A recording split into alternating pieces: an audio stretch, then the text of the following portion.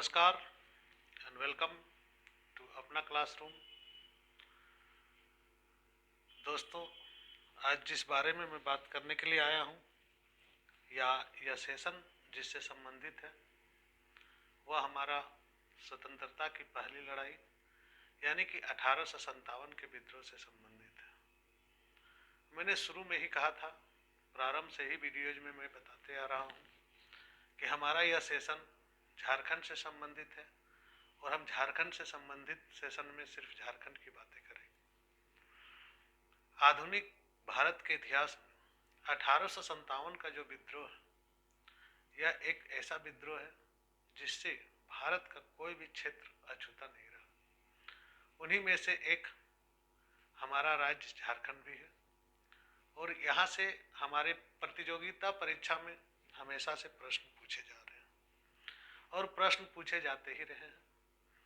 तो हमें यह जानना है इस टॉपिक में कि झारखंड में कौन कौन से क्षेत्र में विद्रोह हुए, वहाँ के नेतृत्व को किसने किया, उन नेतृत्वकर्ताओं के साथ अंग्रेज सरकार किस प्रकार से पेश आए और जो नेतृत्वकर्ता थे वे थे कौन, किन क्षेत्रों में इनका प्रभाव पड़ा, इस बारे में यह वीडियो है। तो जैसा कि आप लोग सभी कोई जानते हैं कि हमारा जो 1857 का जो विद्रोह है कोई एकाएक घटी हुई घटना नहीं थी। आप लोग अगर प्रतियोगी परीक्षा की तैयारी कर रहे हैं और पहले भी पढ़े होंगे कि 1857 के संघर्ष को लेकर बहुत सारी बातें आपके किताबों में दी गई है और जहाँ तक मैं उम्मीद कर सकता हूँ कि आप लोग उन सभी बातों को जानते भी होंगे, परंतु झारखंड के संदर्भ में जो किताबें हैं वह बहुत कम लिखी हुई है और बहुत कम जानकारी देती है। फिर भी किन किन क्षेत्रों में विद्रोह हुआ इससे संबंधित प्रश्न हमेशा पूछे जाते हैं और मैं इस सेशन में आपको वही बताने का कोशिश कर रहा हूँ कि आपके प्रश्न 1857 के विद्रोह से कहाँ से पूछे जाएंगे और किस प्रकार से पूछे जाते हैं। तो आप जानते हैं कि 1857 का विद्रोह का सभी इतिहासकारों में मतभेद रहा है। कोई इतिहासकार इसे किसान विद्रोह कहते हैं तो कोई इतिहासकार इसे सैनिकों का विद्रोह कहते हैं। छोड़िए, इन सब बातों में हमें नहीं पढ़ना है कि इतिहासकार क्या कहते हैं, परंतु बी डी सावरकर जी ने एक पुस्तक लिखी है जिसका नाम है the Indian war of independence. The Indian war of independence में उन्होंने इसे भारत का पहला स्वतंत्रता संग्राम की संज्ञा दी है, यानी कि यह प्रथम स्वतंत्रता संग्राम माना गया। परंतु यह जो उन्होंने लिखा है 20वीं सदी के शुरुआती में के दौर में राष्ट्रवादी इतिहासकारों का रूप में वीर सावरकर को जाना जाता है, लेकिन 1857 का विद्रोह ब्रिटिश विस्तारवादी शोषक कर प्रणाली और उनके जो शोषण करने का जो रूप था या जो शोषित समाज हमारे यहाँ थे, उन्होंने ब्रिटिश के खिलाफ आंदोलन प्रारंभ किया। यह भी कहना गलत नहीं होगा, सिपाहियों ने 10 मई 1857 को विद्रोह किया था। जैसा कि आप जानते होंगे 10 मई 1857 को सिपाहियों ने विद्रोह किया था। उसके बाद जो सिपाही थे वह दिल्ली कूच कर गए। अगर यह विद्रोह सिर्फ दिल्ली तक ही या सिपाहियों तक ही सीमित रह जाती तो इसे यह कहा जा सकता था कि यह सिर्फ सिपाहियों का विद्रोह था, परंतु इससे हमारे देश के लगभग सभी राज्य जो है इस विद्रोह में कूदे और सभी सिपाही नहीं थे। इस प्रकार से इस विद्रोह को हम सिर्फ सिपाही विद्रोह कहकर नहीं भाग सकते। यह अंग्रेजों के विरुद्ध यह कहा जा सकता है कि यह अंग्रेजों के विरुद्ध प्रथम प्रतिक्रियावादी विद्रोह था। यानी कि पूरे पूरे भारत में इस प्रतिक्रिया का जो अंग्रेजों ने कार्य किया था उसकी प्रतिक्रिया यहाँ से मिल रही थी। यानी कि पूर्वी दक्षिणी दक्षिण पश्चिमी भाग, पूर्वी दक्षिणी भाग, या आपका सभी राज्यों के या भारत के सभी क्षेत्रों में इस विद्रोह का प्रसार हुआ। क्योंकि हम झारखंड का इतिहास में अभी देख रहे हैं, यह सेशन झारखंड के इतिहास से है, तो हम झारखंड के संदर्भ में जो 1857 का विद्रोह हुआ उस विद्रोह का बात करेंगे। 1857 का जो विद्रोह है झारखंड में, शुरुआत 12 जून, झारखंड में 1857 के विद्रोह की शुरुआत 12 जून, झारखंड में 1857 के विद्रोह की शुरुआत 12 जून 1857 को रोहिणी गांव जिला देवघर में सैनिकों के द्वारा प्रारंभ की जाती है। यानी कि 12 जून 1857 को अगर इस संदर्भ में समझें, वहाँ एक नदी है जिसका नाम अजय नदी है।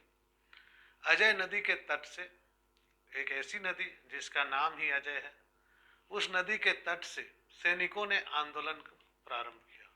यानी कि रोहिणी गांव अजय नदी के तट पर है और देवघर जिला में ही पड़ता है आपका, वहीं से आंदोलन का प्रारंभ हो जाता है। और यह जो देवघर, जैसे हमें देवों की भूमि कहते हैं, झारखंड में इस आंदोलन की शुरुआत यहाँ से प्रारंभ होती है। तो यहाँ से प्रारंभ होने के पीछे का क्या राजनीति है या क्यों हुआ यहाँ से प्रारंभ, इस प्रकार से जानेंगे हम और इसको इस विस्तार से हम देखेंगे। तो 12 जून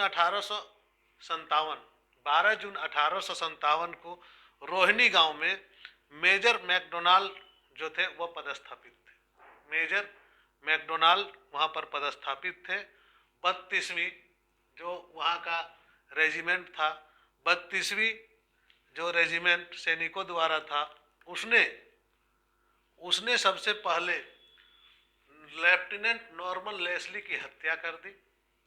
लेफ्टिनेंट नॉर्मन लेस्ली की हत्या कर दी और आंदोलन का यहाँ से शुरुआत हो जाती है। यह आंदोलन धीरे धीरे बढ़ता है और इसके जो विरोध होते हैं और विरोध जो उन्होंने लेफ्टिनेंट कर्नल लेस्ली की हत्या कर देते हैं, तो उसमें दो लोगों को दोषी माना जाता है जिनका नाम है एक इमाम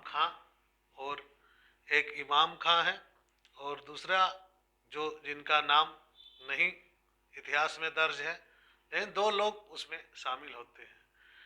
इमाम खां को पकड़ लिया जाता है और इमाम खां को फांसी पर लटका दिया जाता है और यहाँ से आंदोलन का प्रारंभ होना चालू हो जाता है। इमाम खां को फांसी पर लटका दिया जाता है, परंतु यह आंदोलन रुकता नहीं है और यह आंदोलन आगे चलते रहता है। तो इसके पश्चात इस आंदोलन की लहर जो है वह हजारीबाग और रामगढ़ में 25 जुलाई को वहाँ पहुँच जाती है इस आंदोलन की लहर। और वहाँ 25 जुलाई को जो दानापुर से जो आंदोलन होती है उसी की एक लहर रामगढ़ और हजारीबाग में पहुँचती है और 30 जुलाई को यहाँ आंदोलन प्रारंभ हो जाती है। इस आंदोलन का इतना जुनून रहता है आंदोलन का कि जो वहाँ के मेजर रहते हैं सिम्पसन, वह सिम्पसन जो है डर से कलकत्ता भाग जाता है और इस दौरान जब मेजर भाग जाता है तो आंदोलन और रफ्तार पकड़ती है। सरकारी खजाने को लूटा जाता है, कोर्ट कचहरियों को जला दिया जाता है। यह सब काम माधव सिंह और नादिर अली के नेतृत्व में किया जाता है, क्योंकि हजारीबाग और रामगढ़ का जो नेतृत्व करता है वह माधव सिंह और नादिर अली है। जैसे ही 25 जुलाई को आपका दानापुर में जो आंदोलन शुरू होता है उसकी एक लहर 30 जुलाई तक रामगढ़ में पहुंचती है। जब रामगढ़ में पहुंचती है तो रामगढ़ में माधव सिंह और नादिर अली के नेतृत्व में खूब लूटपाट मचाई जाती है और अंग्रेजों की संपत्ति को लूटा जाता है और आपस में बांट लिया जाता है, यानी कि आंदोलन यहाँ से प्रारंभ हो जाता है। तो हजारीबाग और रामगढ़ में जैसे ही आंदोलन होता है तो आंदोलन की लहर हमारे राजधानी क्षेत्र जो है रांची, वहाँ पर पहुँचते हैं और वहाँ पर 2 अगस्त 1857 को आंदोलन प्रारंभ हो जाता है। रांची में 2 अगस्त 1857 को यह आंदोलन प्रारंभ हो जाता है। बहुत सारे जो सरकारी चीज़ें होती है उन्हें तोड़ा जाता है, उन्हें जलाया जाता है और जो वहाँ के एक गॉस्नर चर्च है, उस गॉस्नर चर्च को तोपों से उड़ा दिया जाता है। इस दौरान क्या करते हैं अंग्रेज सरकार, वहाँ पर मार्शल लॉ लागू कर देते हैं। मार्शल लॉ कहने का मतलब है कि अब वहाँ पर एक तरह का कर्फ्यू लागू हो जाता है, यानी कि रांची में कर्फ्यू हो जाती है। जो वहाँ के नेता रहते हैं मुख्य रूप से पांडे गणपत राय, टिकैत उमराव सिंह, शेख भिखारी, राम रूप सिंह, आपका जगन्नाथ सिंह तथा दुखू, जो वहाँ के नेतृत्व करते हैं उसमें से एक विश्वनाथ सहदेव भी है जो कि सबसे बड़ा नेतृत्व करता है। और आप विश्वनाथ सहदेव का नाम रांची में स्वर्ण अक्षरों से जानते हैं, क्योंकि विश्वनाथ सहदेव रांची के ऐसे आपका स्वतंत्रता सेनानी के रूप में जाने जाते हैं जिन्होंने मुक्ति वाहिनी सेना का गठन किया था। और यही मुक्ति वाहिनी सेना जिसे निर्देश बाबू कुंवर सिंह ने किया था, जो बिहार के जगदीशपुर के रहने वाले थे, आप जानते हैं उनकी कहानी आप सुने होंगे। जगदीशपुर के बाबू कुंवर सिंह के नेतृत्व में मुक्ति वाहिनी सेना आगे बढ़ती है और मुक्ति वाहिनी सेना बहुतों को जो है इस आंदोलन में शामिल करती है और आंदोलन को अग्रसर करती है। तो यहाँ पर वे मुक्ति वाहिनी सेना बनाते हैं और मुक्ति वाहिनी सेना में गणपत राय जी को सेनापति, शेख भिखारी को सेना प्रमुख बनाया जाता है।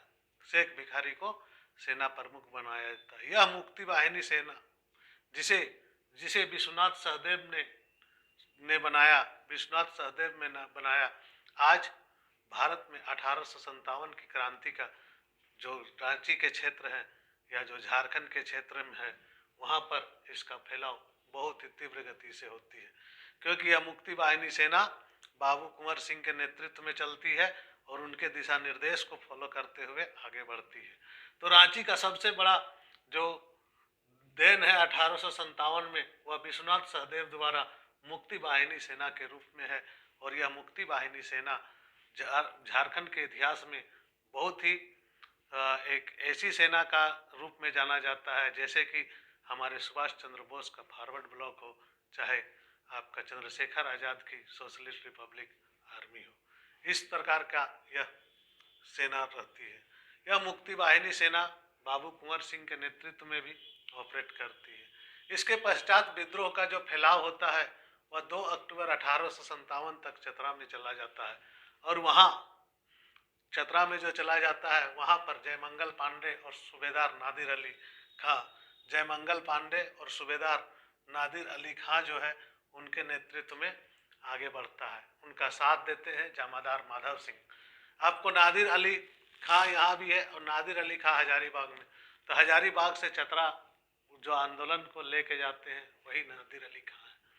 तो नादिर अली खां इस प्रकार से होता क्या है कि जो वहाँ के नेतृत्व करते हैं जयमंगल पांडे और सूबेदार नादिर अली खां को 3 अक्टूबर को गिरफ्तार कर लिया जाता है, क्योंकि मार्शल लॉ उस क्षेत्र में भी लागू होता है। 3 अक्टूबर को गिरफ्तार कर लिए जाते हैं और पंसीहारी तालाब जो चतरा में है, पंसीहारी तालाब के निकट आम के पेड़ के नीचे बोली या आम के पेड़ में टांग के उन्हें फांसी पर लटका दी जाती है। उन दोनों को फांसी पर 3 अक्टूबर को और सूबेदार नादिर अली खां को 4 अक्टूबर को फांसी दे दी जाती है। यह सारा सिम्पसन जो कि उपायुक्त रहते हैं उसके नेतृत्व में होता है, अंग्रेज अधिकारी सिम्पसन के नेतृत्व में होता है। इसी का एक अगला पार्ट है जो कि रांची के विद्रोही थे, आपको शेख भिखारी उमराव सिंह, जो शेख भिखारी थे उमराव सिंह के जो सेनापति थे, उन दोनों को भी फांसी पर लटका दिया जाता है। कहाँ पर? न टैगोर हिल के पास।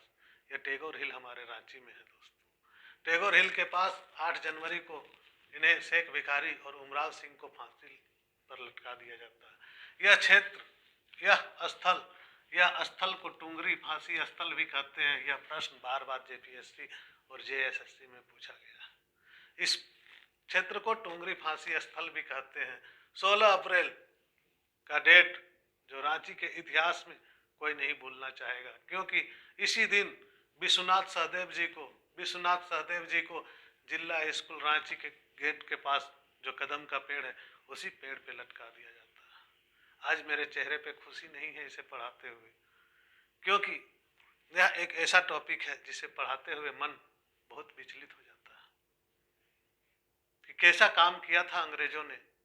इस विचलित ध्वनि से मैं पढ़ा रहा हूँ, क्योंकि परीक्षा के लिए उपयोगी है और पढ़ाना पड़ेगा। नहीं तो मैं इस टॉपिक को पढ़ाने का कभी जहमत नहीं उठाता, क्योंकि यह टॉपिक हमें अपने इतिहास की यादों में ले जाता है, जहाँ पर अंग्रेजों की क्रूरता और अंग्रेजों की अमानवीयता हमें दिखती है। इन्होंने आंदोलन किया 16 अप्रैल 1858, यानी कि 2 अगस्त 1857 को इन्होंने आंदोलन किया। 16 अप्रैल 1858 को राजा विश्वनाथ सहदेव बोलिए, या हमारे जो नेतृत्वकर्ता थे विश्वनाथ सहदेव, या जो मुक्ति वाहिनी सेना के नेतृत्वकर्ता विश्वनाथ सहदेव जी को फांसी पर लटका दिया जाता है रांची के जिला स्कूल गेट के पास कदम के पेड़ से। और ठीक उसके 5 दिन बाद 21 अप्रैल 1858 को गणपत राय को भी उसी जगह पर उसी पेड़ से फांसी पर लटका दिया जाता है, यानी कि जिला स्कूल रांची के गेट पर जो कदम का पेड़ है, उसी पर फांसी पर लटका दिया जाता है। आज भी उस जगह पर जाएंगे तो आपको उनके चिन्ह मिलेंगे, उनके स्मारक बनाए गए हैं, और वह आपको विश्वनाथ सहदेव जी की याद आपको दिलाते हैं कि हमारे स्वतंत्रता सेनानियों ने हमें स्वतंत्र करने के लिए क्या क्या कुर्बानियां दी है। इन कुर्बानियों को हम कभी भुला नहीं सकते। इसके पश्चात यह आंदोलन मानभूम के क्षेत्र में प्रवेश करता है, जो कि 5 अगस्त 1857 की घटना है। 5 अगस्त 1857 को यहाँ के आदिवासी ऑलरेडी विद्रोही थे, जो संथाल, वे विद्रोह कर चुके थे। क्योंकि आपने संथालों का विद्रोह पढ़ा है इसके पहले, और संथालों का विद्रोह में जो हुआ था, वही संथाल यहाँ पर मानभूम में आंदोलन का नेतृत्व करते हैं, और वे आंदोलन के एक नई दिशा दे देते हैं, क्योंकि छापेमार युद्ध से निपुण ये लोग आंदोलन की रूपरेखा को तय करने लगते हैं। अंग्रेज भयभीत हो जाते हैं और उस जगह में, उस मानभूम क्षेत्र में मार्शल लॉ लगाया जाता है। और वहाँ के जो राजा है ठाकुर नीलमणि सिंह, उन्हें अंग्रेज बोलते हैं कि आप हमारा साथ दें, परंतु भारतीय तो भारतीय होता है, बहुत कम ही भारतीय गद्दार होते हैं। नीलमणि सिंह ने अंग्रेजों को हुक्म देता है कि अंग्रेज, मैं तुम्हारा साथ नहीं दे सकता, क्योंकि मैं विद्रोहियों का साथ दूंगा, क्योंकि वह भारत माता के पुत्र हैं और भारत माता की आज़ादी के लिए लड़ रहे हैं। ठाकुर नीलमणि सिंह को कभी भुलाया नहीं जा सकता दोस्तों। ठाकुर नीलमणि सिंह इस समय मानभूम के राजा थे, और उन्होंने विद्रोहियों का साथ दिया, संथालों का साथ दिया। परंतु इस क्षेत्र में कर्फ्यू लागू हो जाता है और मार्शल लॉ लगा दिया जाता है। तब ठाकुर नीलमणि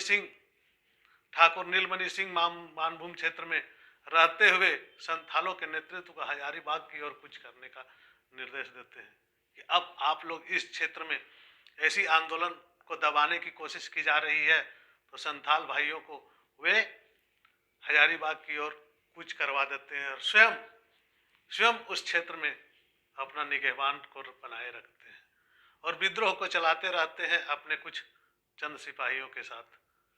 और इसी का फायदा अंग्रेज उठाते हैं, और जो राजा नीलमणि सिंह बोला जा सकता है, राजा नीलमणि सिंह को गिरफ्तार कर लेते हैं। और राजा नीलमणि सिंह को गिरफ्तार करने के पश्चात वे उन्हें जो है अलीपुर जेल, जो कि कोलकाता में है, अलीपुर जेल में उन्हें डाल देते हैं। इस प्रकार से मानभूम का क्षेत्र में भी विद्रोह समाप्त हो जाता है और विद्रोह की लहर धीरे धीरे दबने लगती है। यहाँ तक हमने देखिए, इसे मैं एक क्लास में पूरा वीडियो बना के दे सकता हूँ, परंतु यह टॉपिक इतना सेंसिटिव है और इस टॉपिक में इतने नाम हैं कि अगर एक वीडियो में बनाऊं तो आपको शुरू से लास्ट तक देखते देखते आप खुद नामों में कंफ्यूज हो जाएंगे।